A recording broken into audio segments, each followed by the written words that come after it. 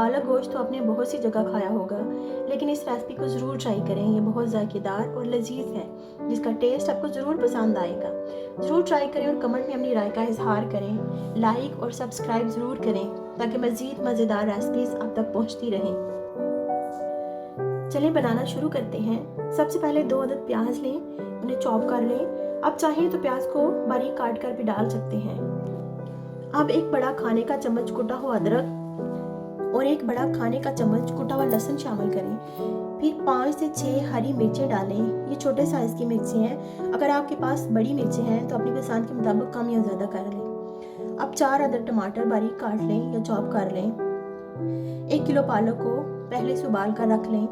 आधा kilo chicken लें। Chicken पर नमक और सिरका लगाकर कुछ देर के लिए रख दें, फिर उसे धो लें।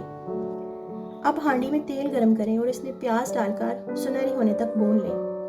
फिर अदरक लहसुन का पेस्ट डालें और उसे भी अच्छी तरह भून लें। अब चिकन शामिल करें और इसे कलर चेंज होने तक भून लें। फिर हल्का सा पानी डालें और आधा चम्मच नमक शामिल करें।